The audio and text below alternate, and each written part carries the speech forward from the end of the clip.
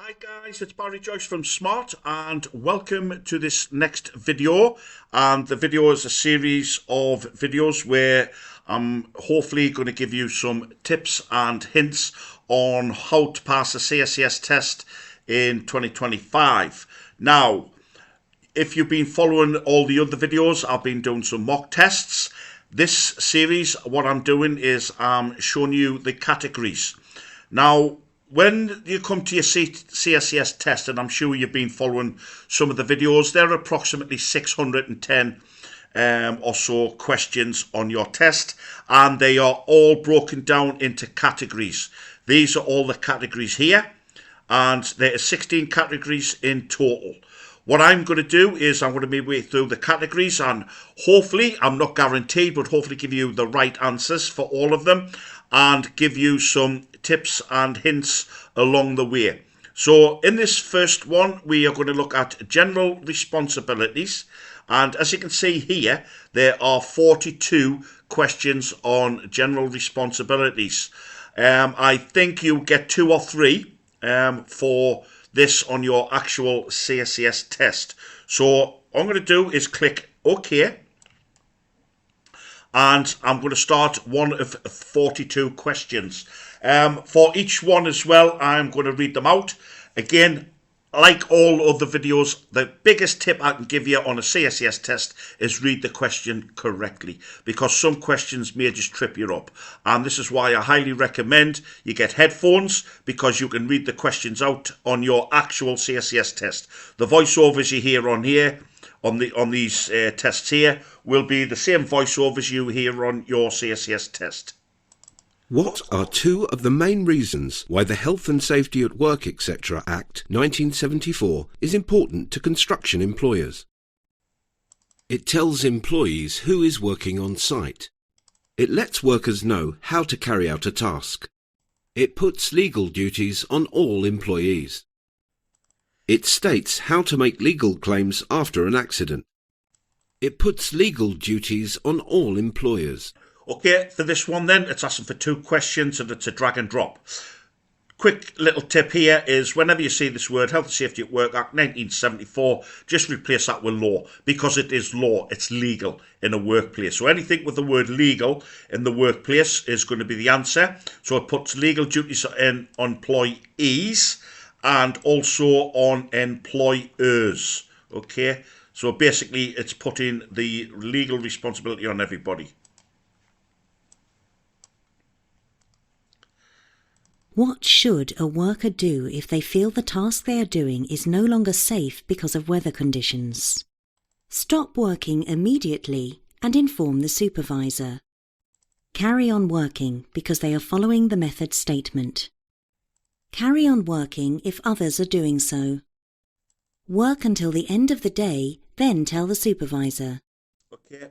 Anything that says stop work immediately, stop work, report it, stop, inform supervisors is always going to be the answer.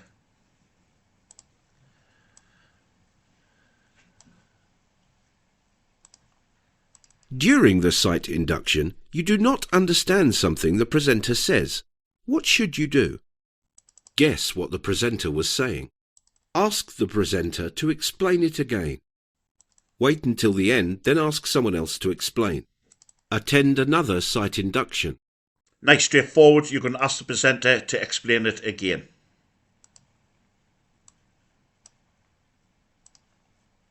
What should all risk assessments identify? How to report accidents, the employer, the hazards in the work environment, the Health and Safety Executive, HSE. Now again, this one, so risk assessments, it actually identifies hazards in the working place. Now, more often than not, you'll see this word Health and Safety Executive in brackets HSE in quite a few of your answers that you could choose from. Never pick it with the exceptions of 3 times. 1. Certain accidents do have to report it to Health and Safety Executive. The second time you would pick it is if somebody is injured at work and you are off work for more than 7 days, then you have to inform Health and Safety Executive. The third time you would pick It is if you contract Weil's disease, that's leptospirosis, that is the rat urine. Early signs of that is influenza flu. Is you have to inform health and safety executive. Any other time, do not pick it. When creating a risk assessment, the severity of harm is multiplied by what? The area of the construction site, the cost of injury or harm, the likelihood of harm occurring, the number of workers on site. Again, nice straightforward one. It's the likelihood of the harm occurring. What should you do if the safety rules given in your site induction seem out of date as work progresses? Speak to your workmates to see if they have any new rules. Speak to your supervisor about your concerns. Make up your own safety rules to suit the changing conditions. Nothing, as safety is the site manager's responsibility. Okay, you're going to stop, you're going to speak to your supervisor. Now, sometimes in the answers it'll say stop and talk to your supervisor or stop and speak to the contractor supervisor. All times it's always your supervisor.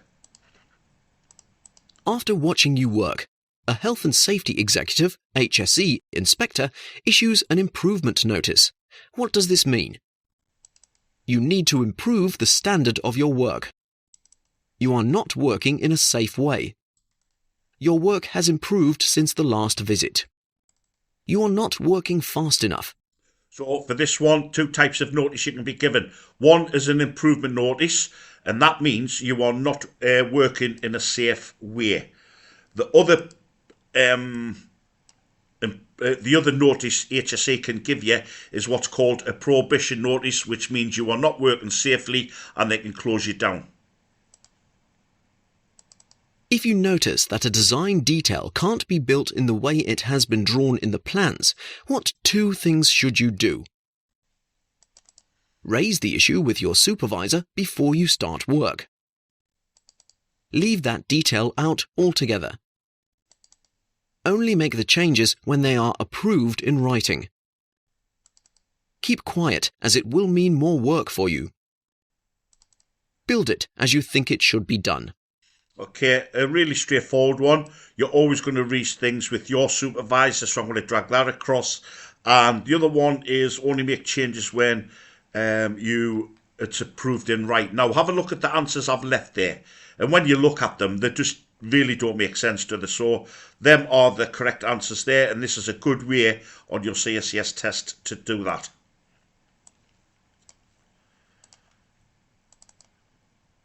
When workers arrive on site, what is the first thing they should do? Walk around the site to inspect the work from the day before. Make sure that the site team knows they are there.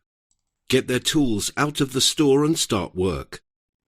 Enter the site by the easiest route and start work. So the first thing you should do is, if there's nobody around, make sure people know that you are there. Once you're there, then you get the site induction, and then you get a toolbox talk, which is that particular training session on a specific task. What are two possible consequences for employers of not taking measures to prevent accidents and ill health at work? They will need to employ more people. They will lose time and money due to the cost of any accident or ill health. They could be fined or imprisoned. They will have to change the site layout for emergency vehicles. They will damage the environment. Okay, so a consequence for the employer, not employees, the employer, that's the people who employ us. So they will lose time and money, and they actually could be fined or put in prison for that.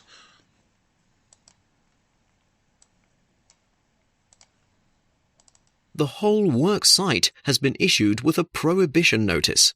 What does this mean? Finish the job and go home. Do not use any power tools. Continue with site work. Stop work because the site is unsafe. Okay, there's the prohibition notice I mentioned earlier on. Remember the improvement notice, you're not working in a safe manner. Prohibition notice, stop work, it's unsafe. What is the main reason for attending a site induction? To get to know other new employee. Site rules and hazards will be explained. Permits to work will be written and handed out. To create the method statements for the site. Okay, the answer for this one is site rules and hazards will be explained.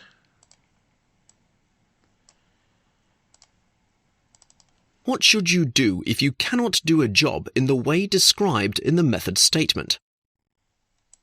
Contact the Health and Safety Executive, HSE. Make up a better way to do it and carry on. Do not start work until you have talked to your supervisor. Ask other workers how they think it should be done. Okay, so there you go. Contact the Health and Safety Executive. Remember, never to pick that with the exception of the 3 times I mentioned before. So you're not going to start work until you've talked to your supervisor about it. Who has legal duties under the Health and Safety at Work, etc. Act 1974? Only self-employed people. All people at work. Employees only. Employers only. So again, law. So again, everybody at work is responsible. Nice and straightforward. Which 2 things should workers be briefed about when starting work on site for the first time? The name of the company owner. Welfare facilities. Public transport timetable. Overtime payment schedule. Emergency procedures. Okay, so on here you will be welfare facilities and emergency procedures. I'm dragging across. Yeah, you're not going to need them. So it's about the welfare facilities and the emergency procedures. Before you enter a construction site, what actions must be in place? The Health and Safety Officer must have given you permission. You must be authorised and given a site induction. Your site supervisor must have given you permission. You must have a trade skill to be allowed to enter. Okay, so whenever you see the word site induction, it's going to be the answer. Also, another one here where you see authorised. Now, in some of the other categories, quite often you will see that word along with trained, authorised and competent, them 3 words. Ever see any of those 3 words? Sometimes they may be together, sometimes they may just be authorised and trained or competent and trained, right? It's always the answer.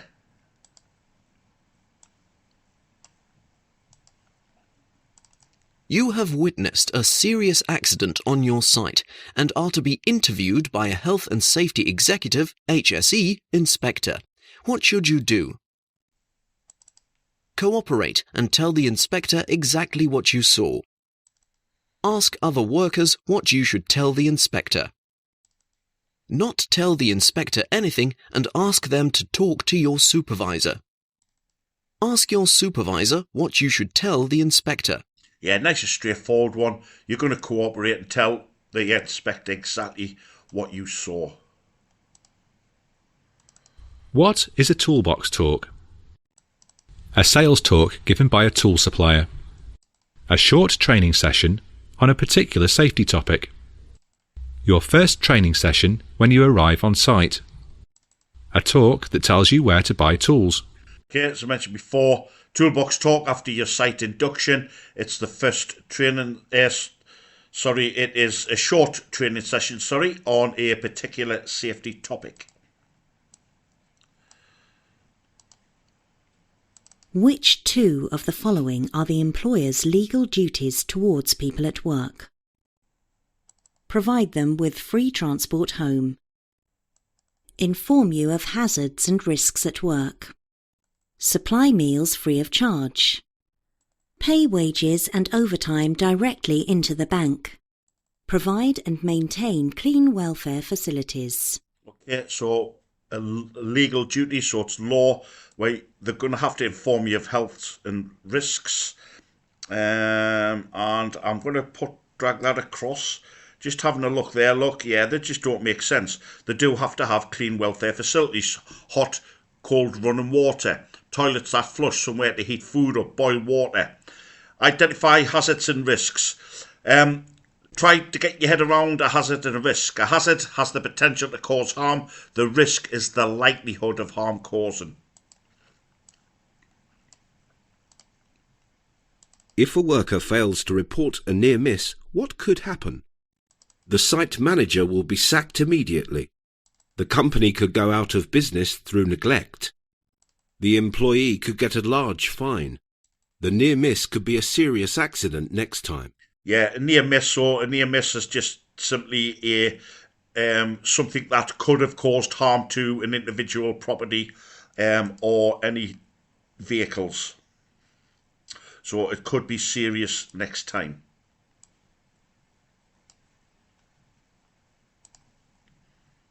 In which document should the safe way of carrying out a task be described?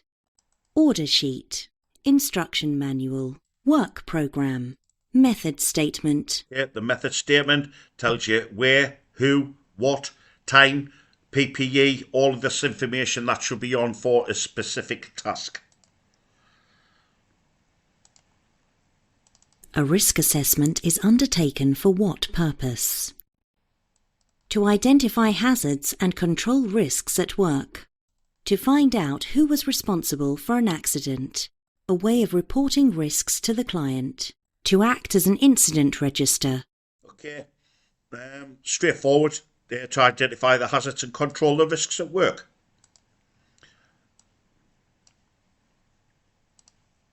Who should you speak to if the work of another contractor is affecting your safety? The contractor, the contractor's supervisor, your workmates. Remember, always your supervisor. What are 2 possible consequences for you if your employer does not prevent accidents and ill health at work? You won't get the training required to continue working on site. You will have to work longer hours to earn more money. You will have worse welfare facilities on site while improvements are made. You may not be able to work, which would affect your income and family life. You may suffer an injury, affecting your health and well-being. Okay, so the consequences for you as the individual. This is what I'm saying about reading them. I know most of you will know, but when you tend to skim read and you miss these keywords like you, if your employer does not prevent it, then it could be the difference between a pass or fail. So it's going to be you, so it is going to affect your ability to work, so you're not going to be paid. So it's going to have an effect on your family, and you may suffer an injury.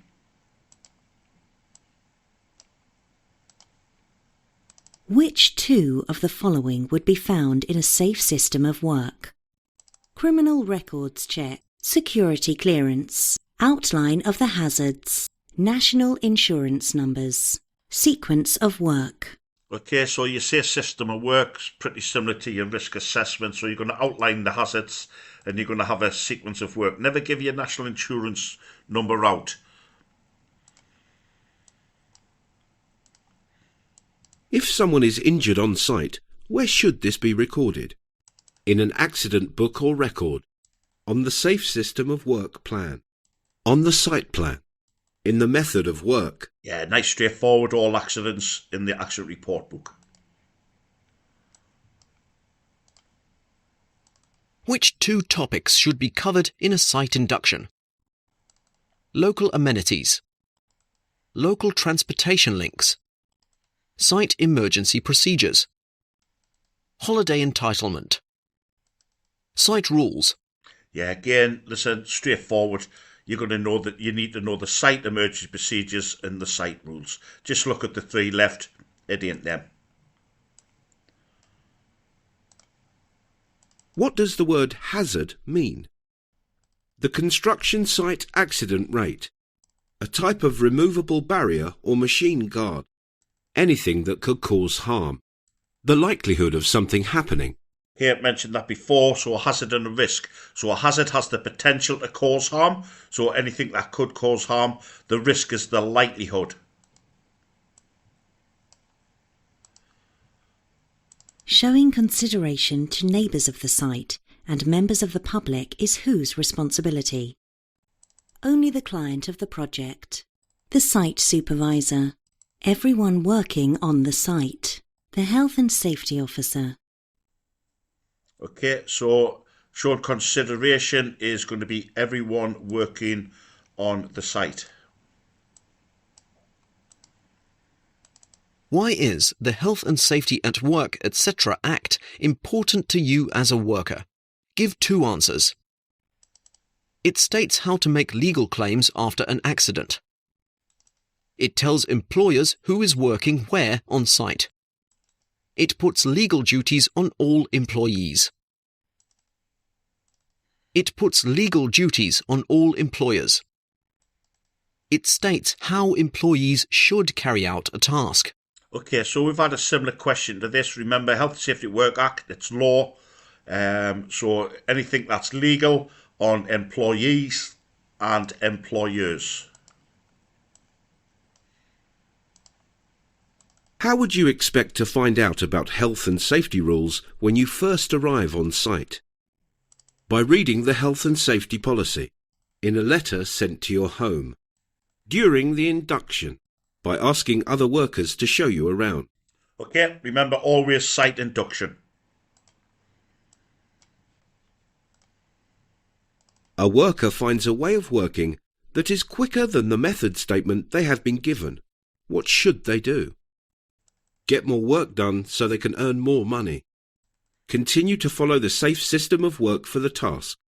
Inform work colleagues so they can work this way. Get their work done more quickly so they can leave early. And again, listen, we're looking at safety here, so you're going to continue to follow the safe system of work.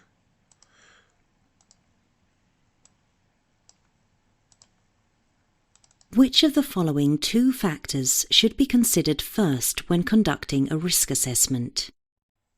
The financial impact of the assessment. Potential negative publicity associated with incidents. Name and address of the workers. The likelihood of the hazard occurring. The seriousness of harm that could occur. Okay, so the 2 that stands out straight away to me is the bottom 2, so I'm going to drag them across. Have a look at the 3 left. Yeah, it just makes sense.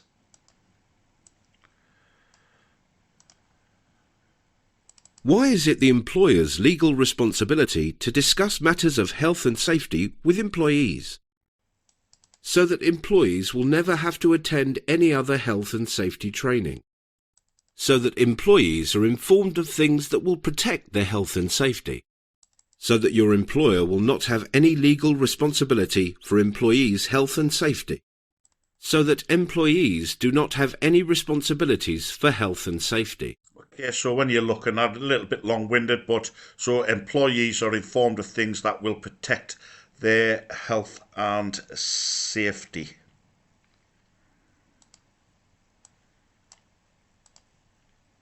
General site rules would not normally include information about which one of the following: site induction procedures, near miss and accident reporting, names and addresses of workers, personal protective equipment, PPE. Okay.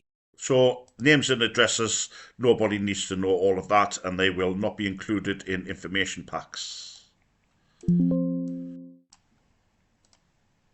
Who is responsible for managing health and safety on site? Building inspector, site manager, health and safety executive, HSE, contracts manager. Remember, nope, it's going to be site manager. What is the main reason for understanding the fire and emergency procedures on site? To know what tools and equipment can be used during an emergency. To help you to get time off work in an emergency. To stop anyone leaving site in an emergency. To know where the fire exits and assembly point are in an emergency. Okay, yeah, nice simple one. Look, of course it's to know where fire exits are and emergency assembly points. Which of the following is your legal duty as a worker? To write risk assessments for site tasks. To continue to work until all tasks are completed. To report anything thought to be dangerous. To write method statements for site tasks. Yeah, again, look, another really straightforward one. You're going to report anything that is dangerous. Site rules and procedures are the responsibility of whom? Work colleagues, investors, the employer, the Health and Safety Executive, HSE. There we go. You should know by now the employer is responsible. Employers must provide workers with instructions that meet which requirement? In a format each worker understands. Available in audio. Downloadable from the internet. Written in large print. Okay, so due to the multicultural country that we are living in, they must provide it in a format each worker understands. What should a worker do if the helmet they are using is damaged? Report it at the end of the day. Put a sticker over the damaged area. Replace it immediately. Use it, but keep checking it. Aye, another really straightforward one. You're going to replace it immediately. What should workers follow whilst at work to meet their health and safety duties? The actions of their workmates.